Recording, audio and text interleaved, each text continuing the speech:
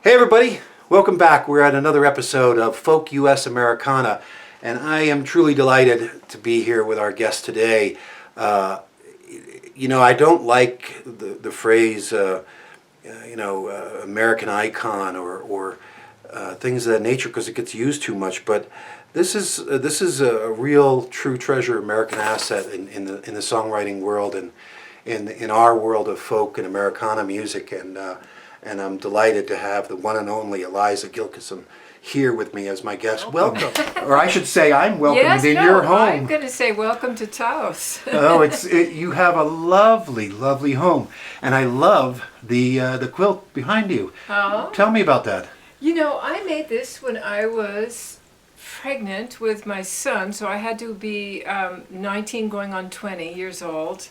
And I was living way up in the mountains above Abiquiu, New Mexico, and I had this idea to make these quilts out of all this extra fabric that I had lying around, and I just cut them out and hand stitched it, and that was kind of the mountains in the area where we were living at the time. I can't help but go like this.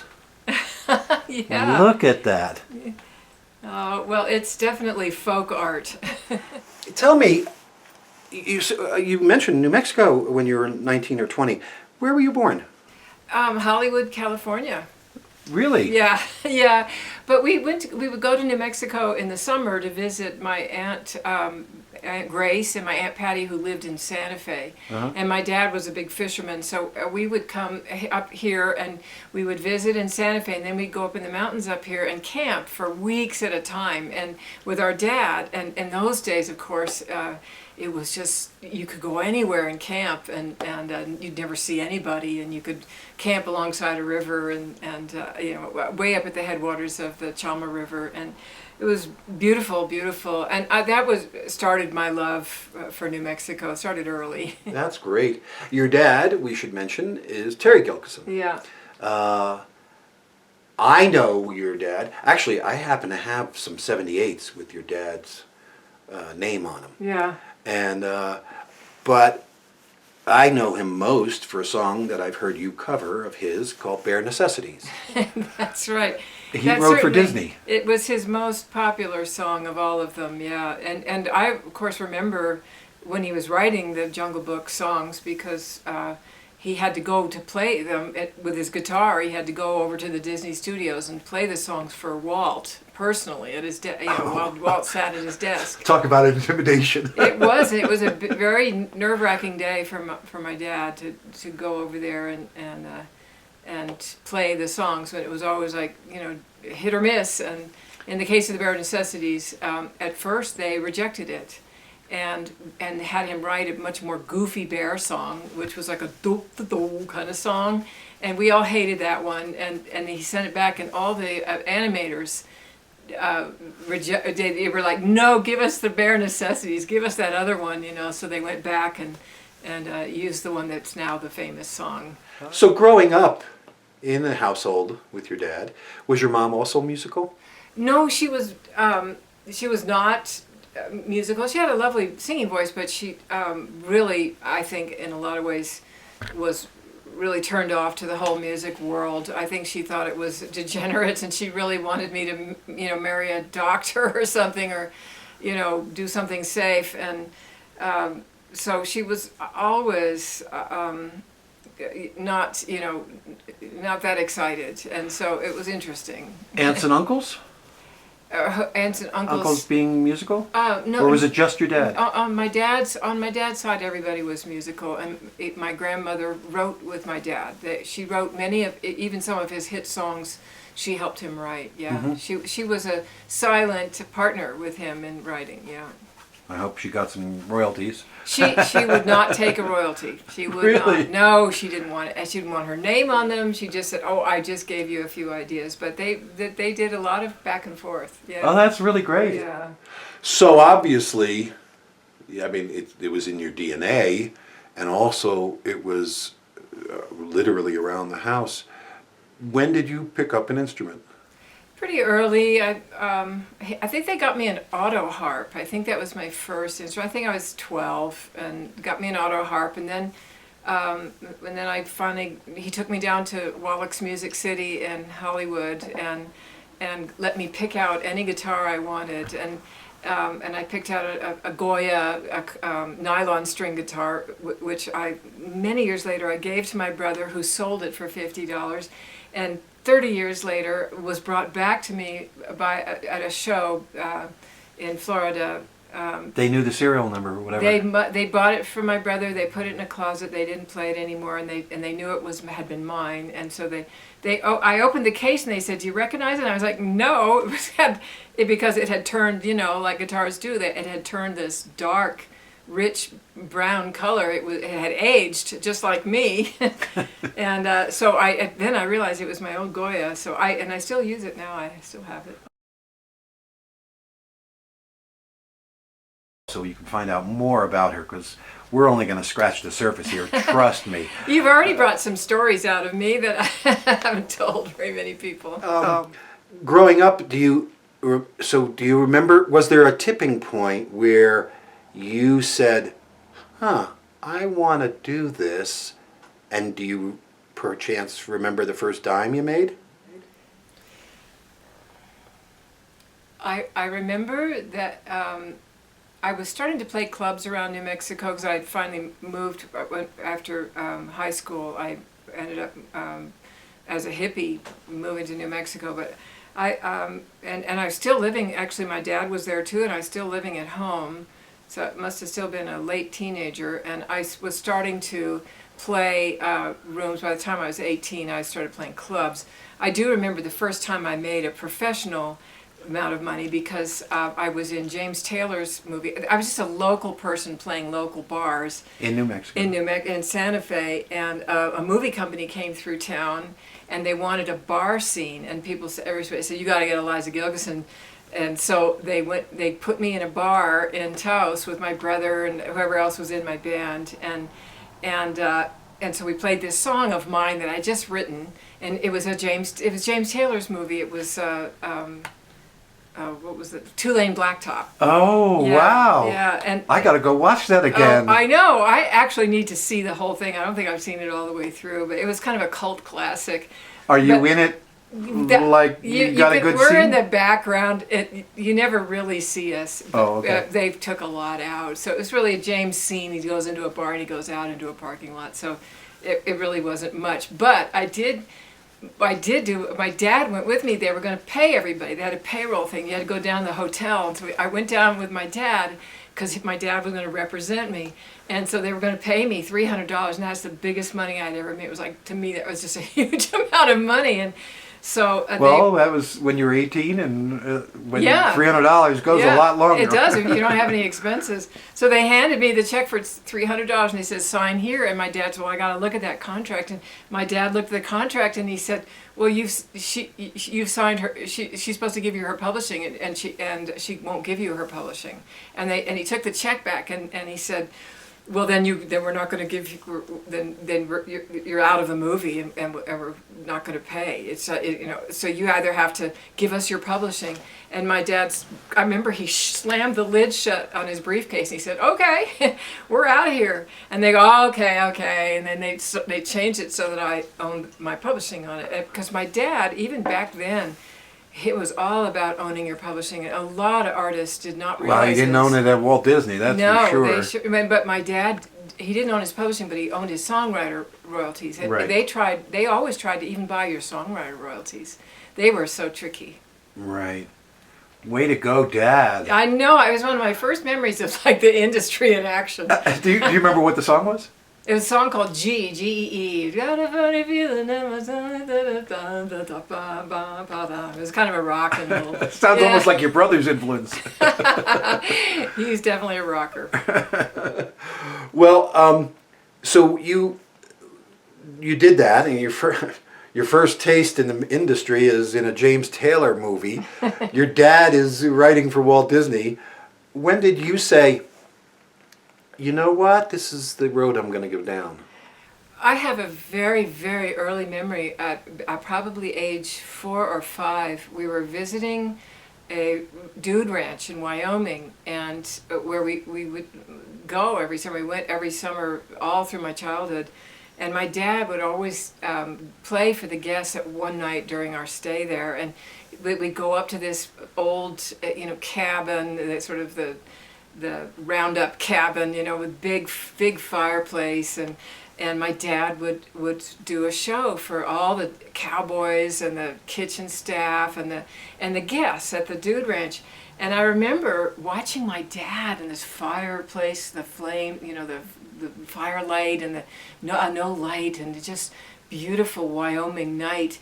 And just at one point, I crawled over to where my dad was singing, and I pulled myself up and I stood right next to him and I looked out and I saw these faces, and it was like, oh, whoa, what is this?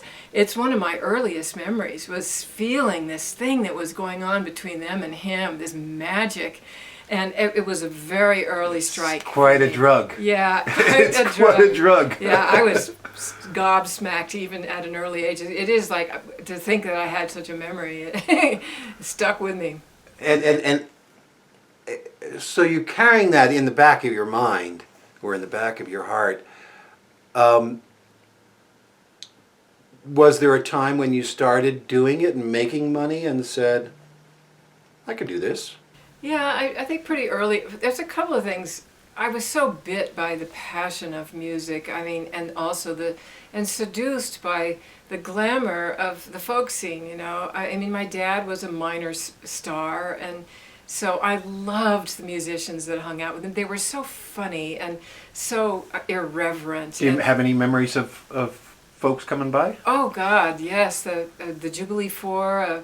A gospel band that went on to play with Ry Cooder and sing with Ry Cooder on his records, Biggie McFadden, black gospel singers who were friends of my dad's, who he wrote with them and stuff, and come to the house, and they were so exotic and unusual and talented and funny and glamorous, and then early Van Dyke Parks was in my dad's one of his reincarnations of his band, one of the incarnations of his band, the Easy Riders. Van Dyke was 17 years old back then, and he went on, of course, to do a lot of big producing in Hollywood. But he came out to his brother Carson was my guitar teacher, so people were coming early. My dad was friends with Peggy Lee, and there were. I did his early recording sessions because my voice came in by the time I was 13. I had a voice, and he was like, "Wow, how can I use that voice?" He was like, "Wait, now he didn't really chomp a cigar, did he?" No, a cigarette.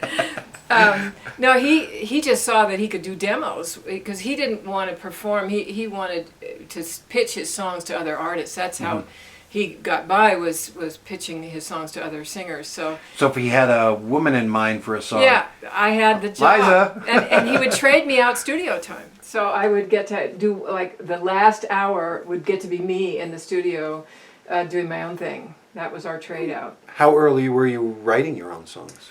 By 15, yeah. By 15 I was hooked. But was it, love me rock and roll songs, or? No, they were much more angst-driven teen folk songs. I was chock full of angst. So you went on to create a whole career for yourself in the folk world, as we call it, and started getting recognized. When did you cut your first album, and how did that come about? My dad had a friend who was the head of Decca or Cap or one of these slightly smaller labels, and his name was. Tell me Decca didn't turn you down like they did the Beatles. Well, RCA I think picked me up finally with this first record, but they put up some money and then they turned off. Then they said no to the record. So then RCA took the record, and somehow the record never got released. It was one of those things where the person who signed me got fired and all his projects got dumped. So Yeah, it That's was an early. boy, that's such a common story. I know. I have that. I have a copy of that record somewhere. I'll show it to you because it's really a hippie looking record. It's pretty. You funny. actually have the I have. cover. I the have. I have about 10 of the records. They're around. That's great. So your first record it didn't come out, but you were signed to a major label. Yeah, and it didn't come out, and then I moved to New Mexico, and I really, at that point, I had no contact with the industry at all. I started playing the honky tonks around New Mexico and Colorado. This would have been in the 70s? Yeah, I spent my whole 70s touring honky tonks, basically. And back then, there was no such thing as a self-released album. No. You know, if you were lucky, you had a cassette tape for demos later in the 70s. Yeah. But you would just be playing, and you would just get paid for the live gig, and you had nothing to sell. Yeah, that's how it went. I had various bands, and I had various partners. You know, my ex-husband toured with me a little bit. He was a great guitar player, and then I did the usual thing, marrying my manager or something like that. So I did the typical female thing, you know, of sort of aligning myself with people that could help me, you know, just keep my head above water. I had 2 kids by then too, so I had to put food on the table. And part of it, definitely back then, and hopefully declining now, there was the sexist role pushed on women performers. I read an interesting line once.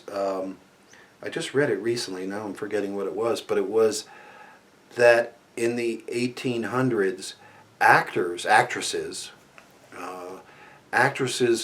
were considered one step up from basically a prostitute. Yeah. And that kind of pressure, I think, happened a lot. Not that kind of pressure, but I mean, just sort of the pressures of being a woman performer and fronting a band or co-fronting a duo kind of thing. It had to have been horrible times in that regard. Yeah, you know, there's so many things about it that were awful in terms of how women were treated. But I remember very early on just thinking, I'll never trade my sexuality for furthering myself. I just won't do it. And it really actually hurt my career, I think.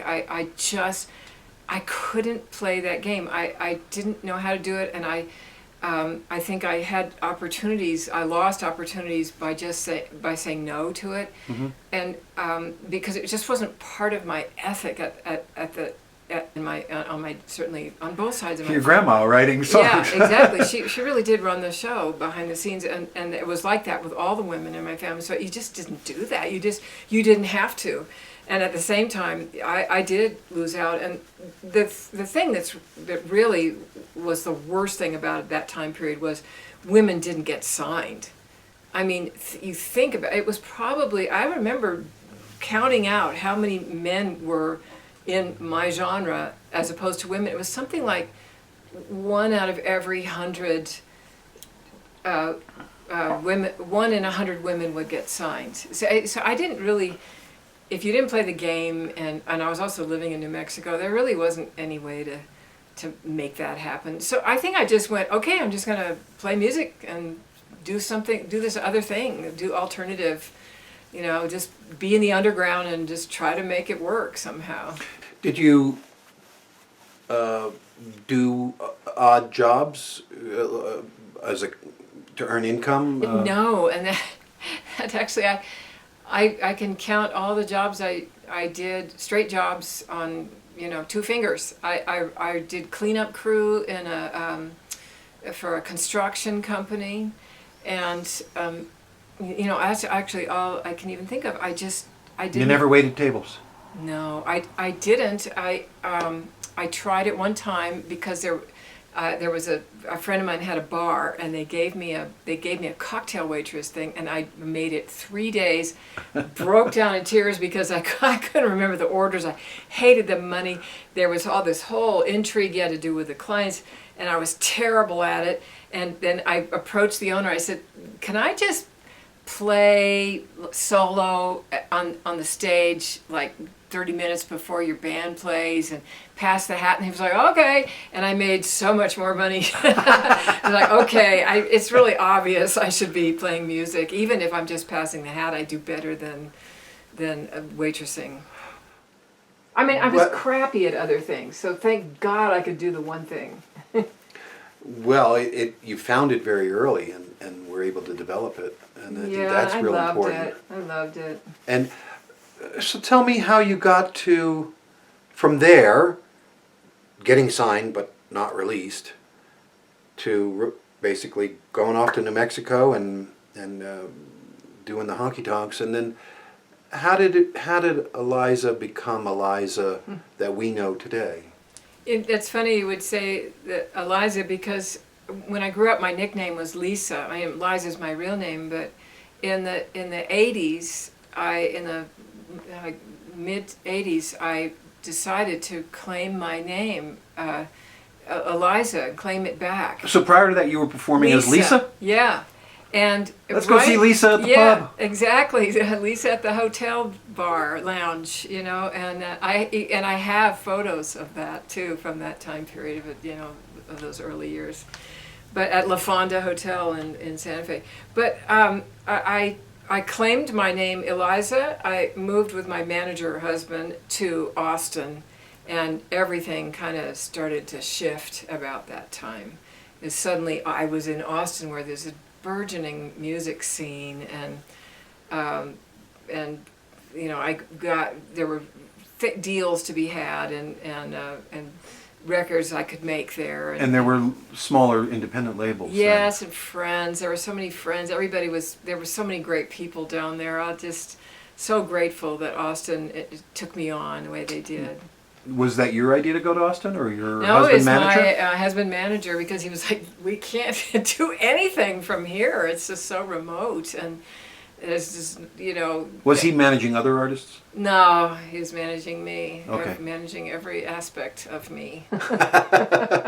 We won't go down that road. That's not. No, But things so I agreed to. So off you go, off to Austin, and you land there. How did you start gigging?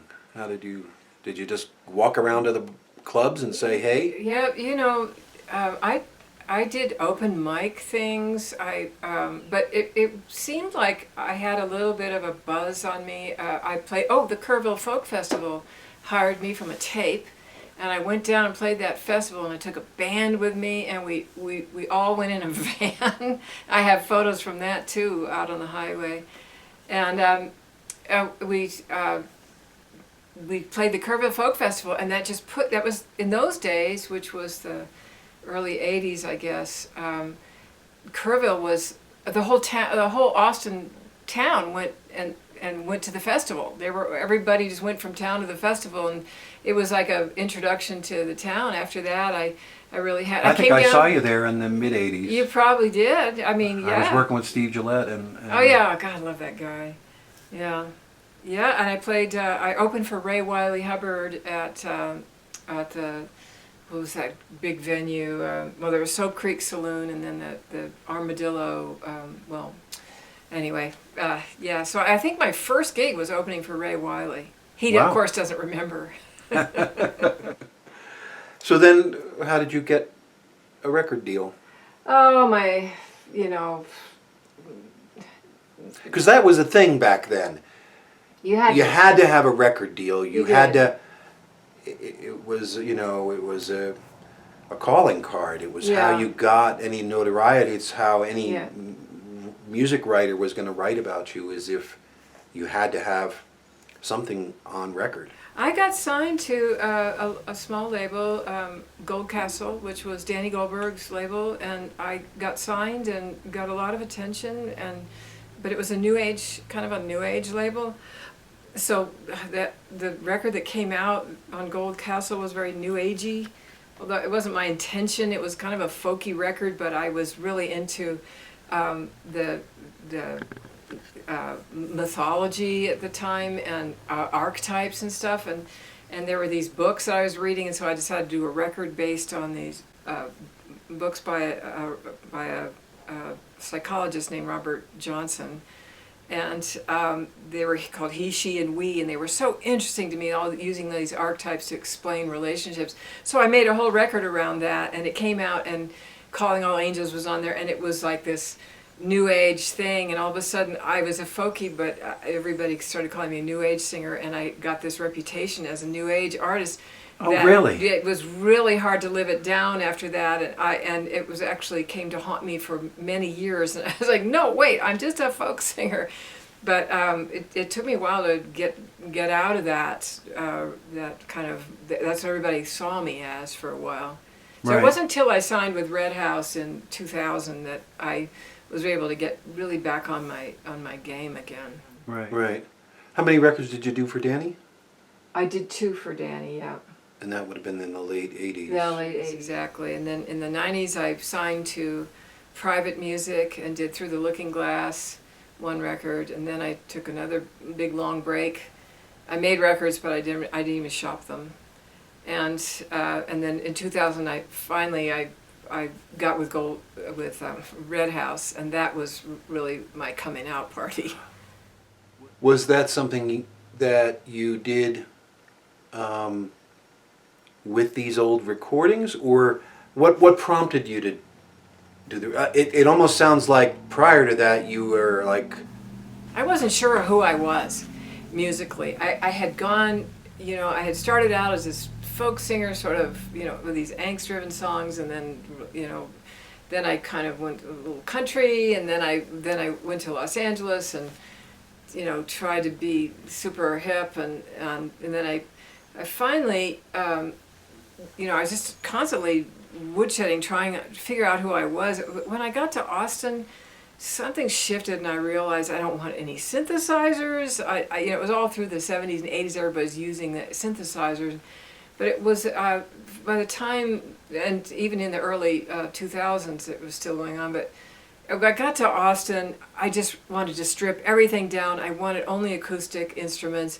And I had a terrible, heartbreaking breakup, and I wrote Hard Times in Babylon, and then a friend of mine shopped it to Bob Feldman at Red House, and he just signed me over the phone. He called me, he said, what can I do to get you on this label? And I was like, send me a contract, So I got on Red House, and then I've been on Red House ever since. That's been like 20 years. So I'm not on them now, but we finished that. But well, as long as Bob was there, it really was, and while Eric was there, it was wonderful. It was a real anchor.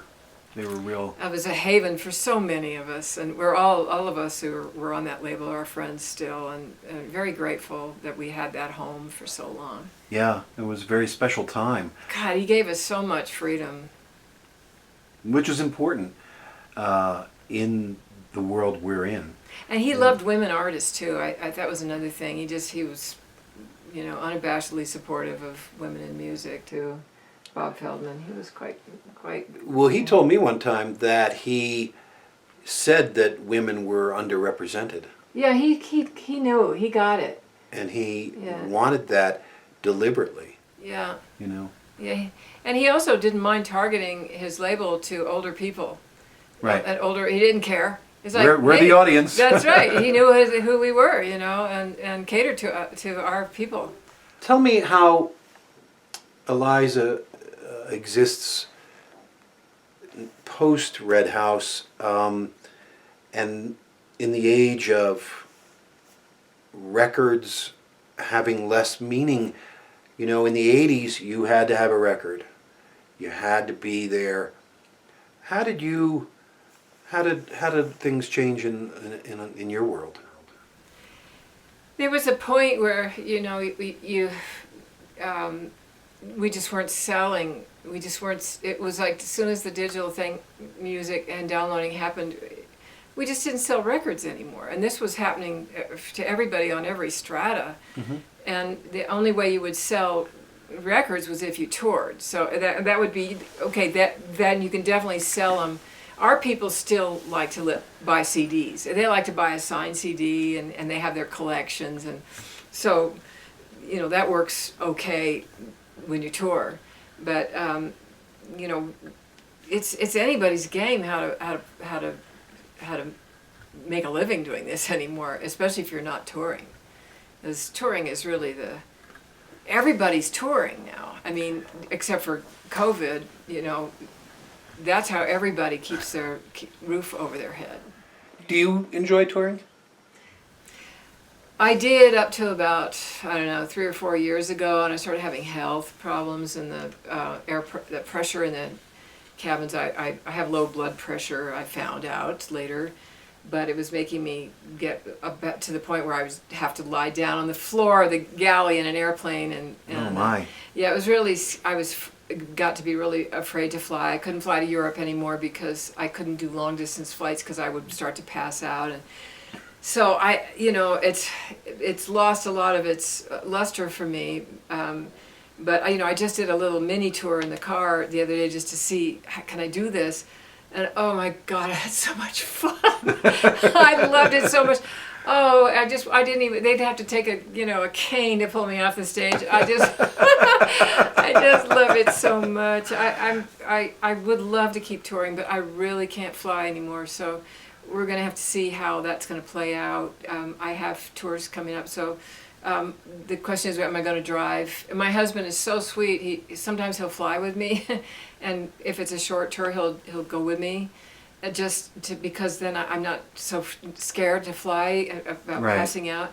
And I've learned a few things about how to raise your blood pressure, so it's not so scary. I haven't had an episode in the last few times I've flown, so. Well, the last 4 years you must have been fine. It's actually been such a relief. It's taken a lot of this fear, and that made me realize I was traumatized by touring. I've been traumatized for years, so stopping was the only way because of COVID, was the only way I realized touring is really traumatic, ever since 9/11 and the Homeland Security and all those things. It's just made it all so unpleasant.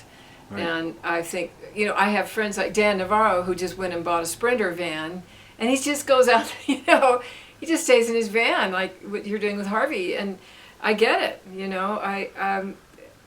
being in your car that's like, the sanctuary. There is a cocoon about it. Yeah. I've followed Dan's adventures, and I hope I get to run into him on the road. Yeah. It would be a hoot. I know he came through New Mexico, but he didn't hit Taos, and I hope he does. Yeah. It's pretty cool. It's a neat idea. He's just a vagabond anyway, though, and I'm becoming more and more of a homebody. I'm really, I think and COVID I think did this for a lot of us. It made me so much more aware of my mortality.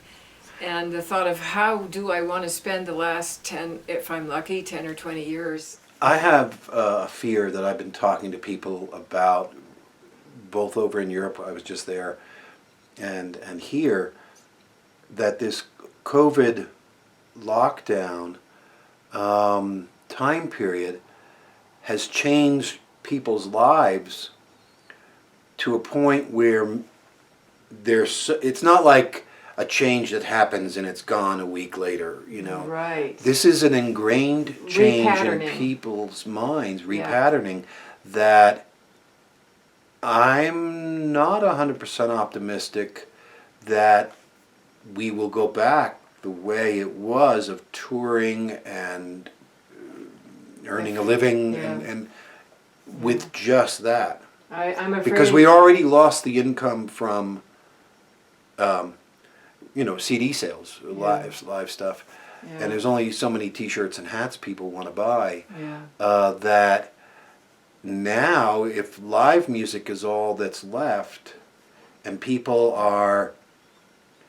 they're no longer afraid of going out for COVID. This years down the line, it's just that they've gotten used to not going out, and they've learned how to cook, and they've learned how to sew, and they've Gardening, and now it's like, I don't mind. I have Spotify, and I just listen to my artists that I love, And once a month I'll go see somebody, or once every other month Yeah. I'll go see somebody, or go to one festival a summer. Yeah. And that's something that concerns me greatly. Yeah. Well, also our group is getting older, so we're seeing things through a different lens right now. The young people still want to go to festivals and rage and go out and party and have fun and be with other people. I just think we're getting more selective about what we want to do and who we want to do it with, and so it's a passing of the torch in a lot of ways, and we're part of a different generation. So Yeah, and the other, that you mentioned, that's a good point, because what I'm also concerned with, we're really good at generating, the next Bob Dylan's, 20-year-olds, but we're not so good at generating the Harold Levinthal's and the George Weins and the those people those fans, the people who made it happen for people. but based on an absolute altruistic love of the music, they've just plunged themselves into the industry because they love the music so much. That's kind of a character type that I don't know if we'll see. I don't know. Yeah. So you've gone ahead. You were kind enough, you and Bob were kind enough to show me your house, and I met your construction workers outside.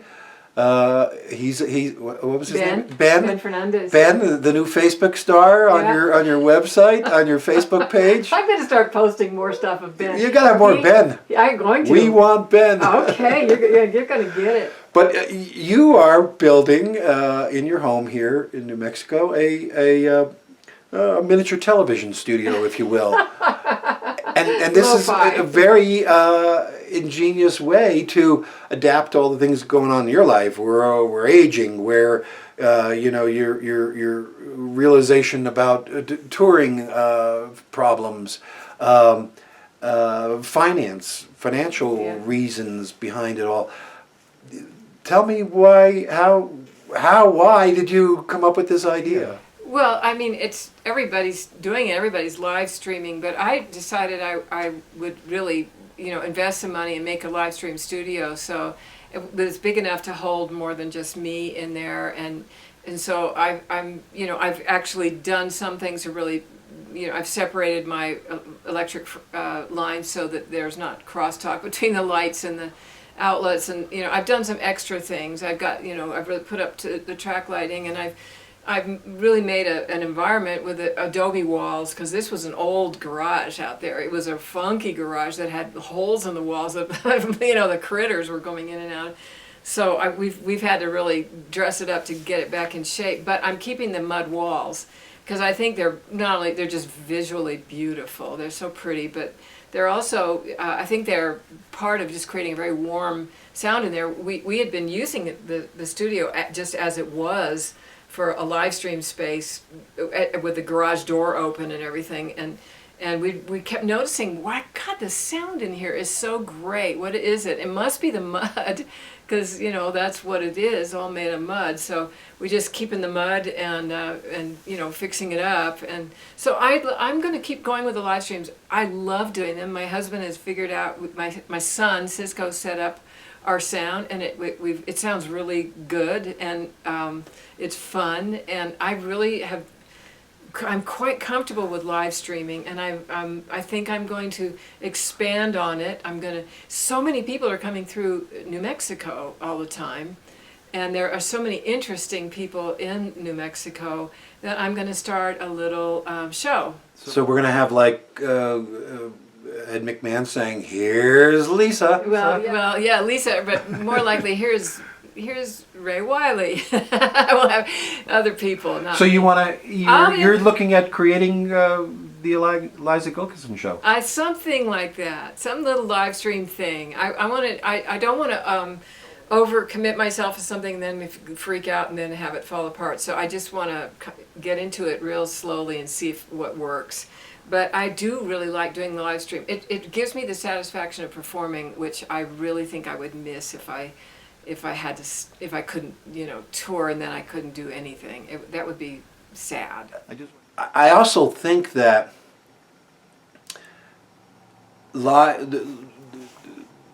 having musicians on their computer screen or on their television screen at home is going to be an addition to the live element. There are some venues around the country. Cafe Lena comes to my mind. I know they have a 3-camera shoot there that they can do. And I think that that's going to evolve as a part of the mix, which initially I was opposed to when there was a thing called Concert Window that some of these people had. I never did Concert Window. I didn't like the idea. I felt like you were giving away your show and ruining it for when you came to town. Yeah, that's sort of how I looked at it. But now in the COVID era, Yeah. I realize, and also, you know, I travel to Europe a lot, and you know, you just mentioned that it's unlikely that you may go to Europe ever again. And so you have all these fans over there who would love to see you. Yeah. And if the only option they have is on a TV screen, that's, you know, something that you're able to do for the fans by agreeing to do these live streams in addition to the live audience. I'm just grateful that I built a base all those years of touring. You know, from, you know, for the however many years we've all been road dogging it. That's how we built this base. I mean, I was to the end. I was handing out email sign-up sheets. You know, it was one by one we garnered these lists of people, and I lean heavily on that now. My mailing list and the mailing lists of the clubs, the ones that are doing live stream. But Concert Window was a little ahead of their time. The technology has gotten so much better now. And I think now there was really a very humorous learning curve for all of us with live stream, because everybody was live streaming, then their show would come up, and it would be like suddenly they'd be on and their face would be right, and they'd be going, now is this supposed to go? That would be the start of their show. It would be like, no, am I on? Can you guys let me know, am I on right now? You know, I was like, and we're all doing that. You see that all the time. And but you know, I've watched. I don't watch a lot of them. I just don't have the time of the day. And now that I'm on the road, I definitely don't have the time. But two that come to my mind for being clean would be the best word I can use, and I don't mean in any kind of pejorative way. Right. I love John Gorka's videos. Yeah. I mean, I could watch him read a phone book. Right. But just I like his little setup. You almost feel like you're in his little cave. Oh, you are. Down in his. I know. Way down in the pits. He's like a DJ. He's a DJ look. Yeah. Yeah, it's like and then, John Gorka. John Gorka coming at you with my song of the month. Yeah. Or whatever he calls it. He can't do a live show because he doesn't have Ethernet yet. Or he can't. Oh, where he lives. Yeah, so he figured out a way to, you know. Just tape them and put them up. Yeah, and they're just really well done. Yeah. Yeah, they're slick. There's 2 cameras, Really at slick. least 2 cameras. You know, he sounds really good. And there are other people like Ellis Paul Ellis strikes had a good me one. as doing. Now he and Yeah. Laurie just moved into a house in Virginia, and I Yeah. watched their inaugural show from Yeah. there, and he's been doing something really good. Your nearby neighbor Tim Mason is doing this really cool thing. I have to meet him. I haven't met him. Oh, okay. Yeah. Well, he does it. He's doing this thing called the 8:30 Club, and he's basically trying to recreate a virtual club. And so, if you and I were watching John Gorka, you and I could be, "Hey, Eliza, I haven't seen you. Hey, let's go in the bar." Yeah. And you could go enter this other room, and now we can just chat. Oh my God, that's so clever. And so he's creating this 8:30 Club. It's based on the fact that he and Dom Flemons have August 30th as their birthday. Yeah. And so, but he's sort of taking his old Vienna coffee house, which he ran, and then when he was running Passim's, and he's created this thing called the 8:30 Club. Very cool. I love that. I wanted to ask you about your feelings for the next 5 or 10 years, assuming we come out of COVID in the near future. Hopefully, maybe by the time this is, it's more normal. It's never going to be totally normal ever again. But how do you view the world of folk music or Americana music or whatever you want to call it and specifically, how do you view it for you? You're going to be developing this TV thing, but where do you see? Are you optimistic? Oh, I think the big picture is pretty, not just in terms of folk music, but music. The big picture is really frightening, just with the environmental, anvil hanging over our heads. So, I think it's more important than ever to find the beauty and the joy of living in ways for me that I never had before. I was always, music sustained me and touring sustained me, but I find now I have to have really dig for the gold right now in terms of my day-to-day life. How I find beauty, how I nurture myself, how I treat myself, how I treat others. All these things are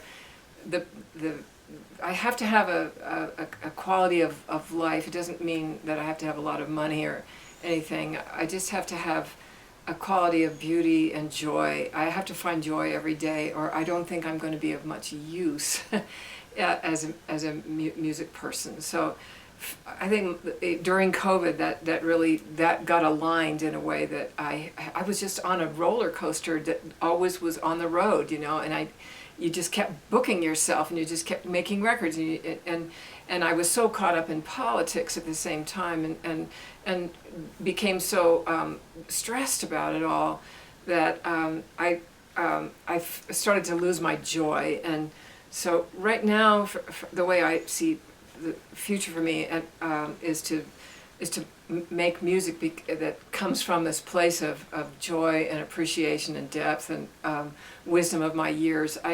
I want to do something of value with my music. I think I've always felt that way, but I need to be authentic in myself about where I'm coming from, and so that's my big target right now is finding that joy every day and really seeing what that's going to do with my music. And for instance, I've just made a record like nothing I've made in it's completely a non-political record. It's just about the beauty of being in this environment and some older songs, but really just the beauty of the West and my long-lasting relationship with the West and how much that means to me. So I'm on a different trajectory right now. I'm certainly going to stay political, but right now it's I think people are burnt, and I think for them to hear something that's lovely and sweet and kind and deep and wise and that feels good to them, I think that's a good idea for me to be making music like that right now. Politically, we all know where we stand. We know what we have to do, and we know how dire it is. But I do think right now we need to also find the beauty in the day-to-day. So that's sort of the line I'm trying to walk musically. We'll see where that goes. You mentioned that you felt like presenting beauty was your job. Did I say that? In a roundabout way. Yeah. That's how I heard it anyway. Yeah, well, I like that actually, because I think with all my political stuff, the last 6 records have been really, overtly political, and well, there's beauty in politics too. And there is, and there's also beauty in the community of like-minded souls who are really fighting for what's right. Right. There's really something incredible about that. But I think there's got to be a balance on it. I think I was tipping over towards it's just so sad. And the music, I was processing a lot of my grief and around just everything. So I think right now I'm just trying to find a way to balance it all. And I do want to say about folk music that I really am very much interested and dedicated to keeping folk music as a separate genre from Americana. Because for me, Americana has become a catch-all for left-of-center country, singer-songwriters, all this stuff. Folk, to me, has had a beautiful, long-standing historical tradition of being the music of community, and and there's nothing really even hip about folk music. It's always been about the people. It's been about like-minded souls. It's been about community and communal relationships. And there's always been politics in it. And I really, folk music is about, everybody singing along together. And I don't want to see folk music just diluted into Americana. And so I don't think that would happen. you don't? I Well, I hope mean, not. look at the Grammys, the categories.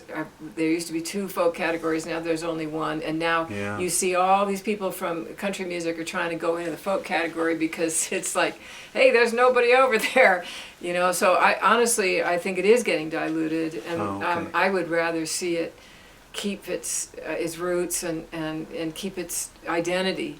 But that may not happen, but it is important to me for now that it has that. As you mentioned this, I'm thinking back to my days of friendship with Pete Seeger and his.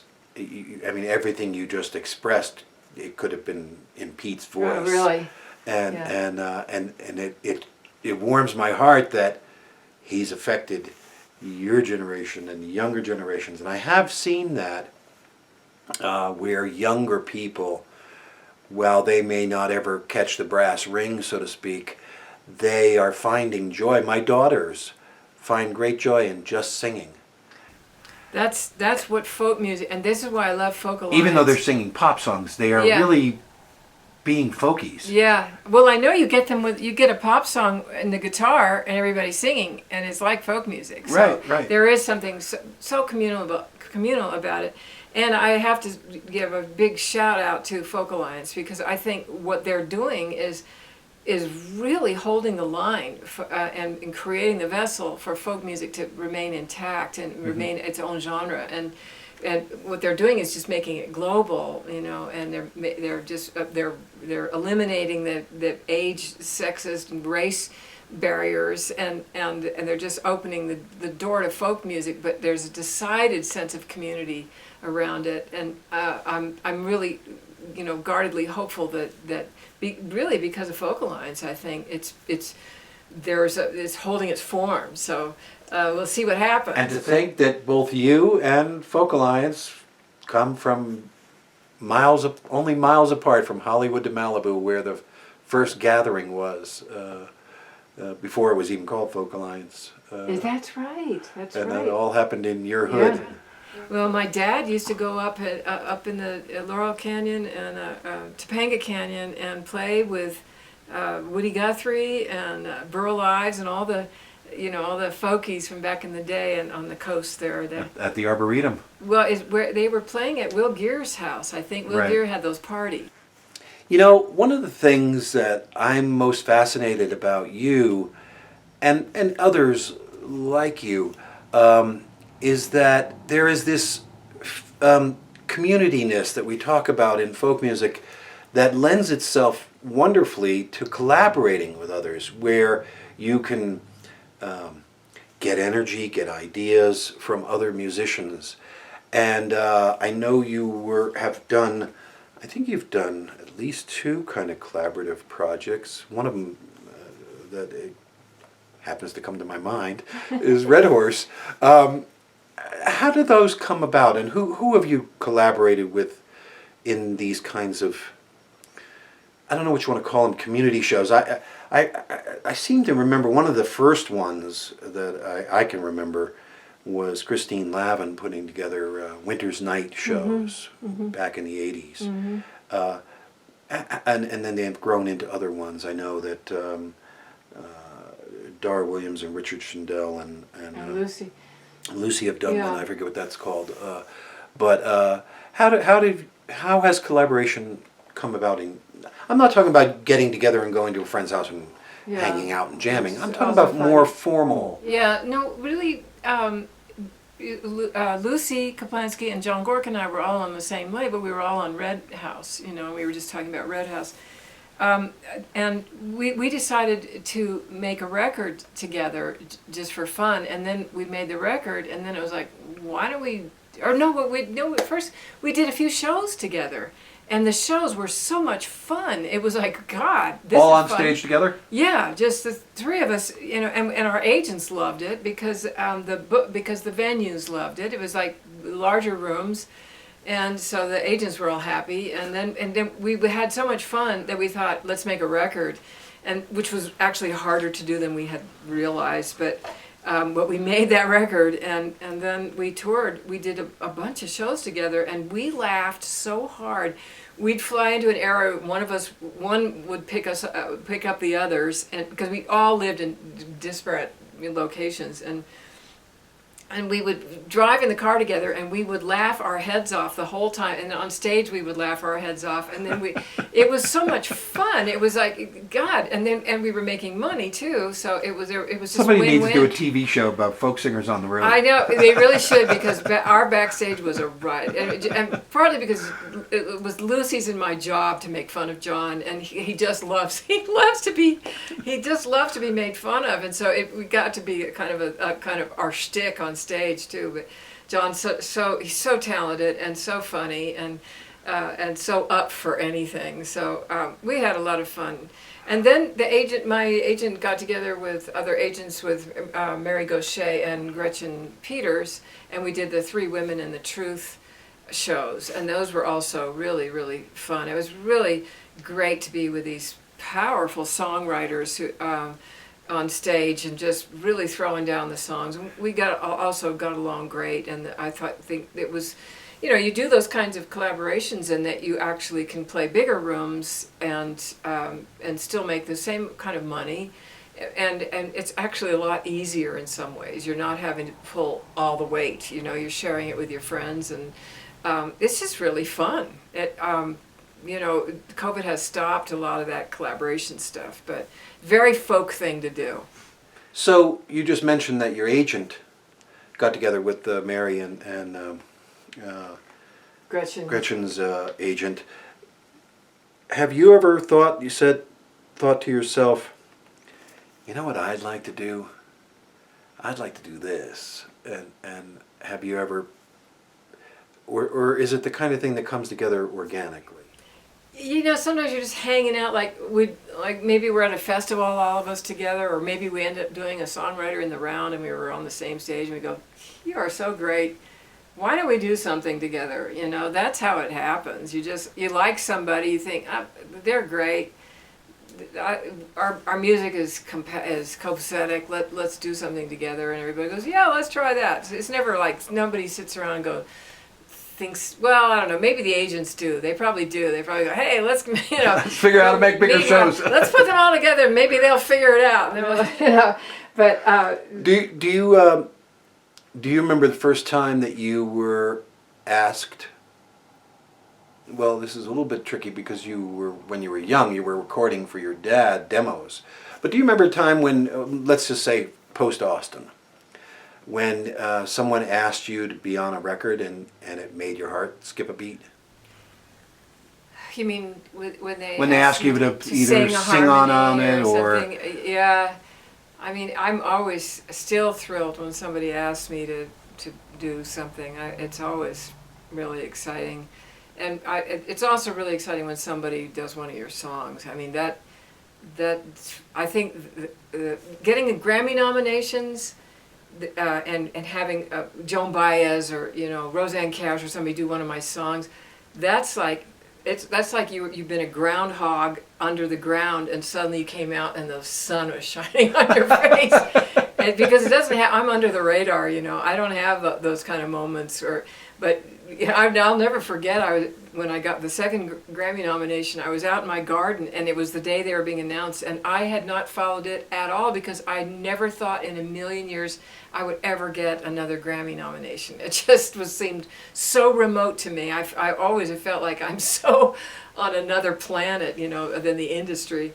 And a friend of mine who's a musician called me and said, where are you? I said, I'm out in the garden, you know, I'm outside. And he said, well, you just got a Grammy nomination. I was like, and it was literally like, oh, the gods were smiling. You know, it's really a good feeling when you know, there's a moment when the light is on you. And so it doesn't happen all the time. I get plenty of light. I mean, I get a lot of spotlight on me. But by the by the greater music scene, that doesn't happen that much. Folk musicians, I call folk music the village on the other side of the mountain. It's like we're this little cottage industry that's on the other side of the mountain, and the real industry is way over the high peaks on the other side.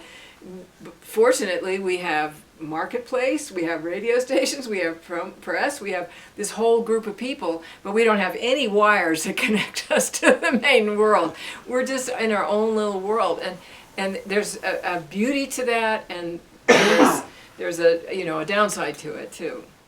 Collaborations that I most love are ones that happen at festivals, or where somebody's backstage and go, "Hey, come join me. I need. Oh, where's Radislav? We need him on accordion, or something like that." It's so great.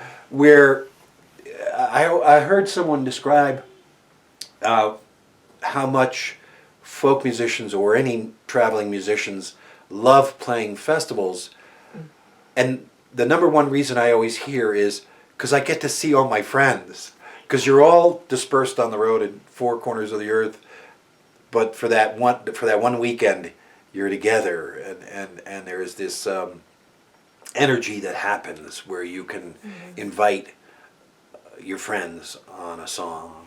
Or you end up being in one of those in the rounds with somebody you hadn't seen in ages, sitting right next to you, and you get to hear all their new material, and and you make new friends. Yeah, it's so great. Have you ever had a moment where something happened either on one of these collaborative road projects that you did, or at a festival, where you picked up something that said, "I'm stealing that.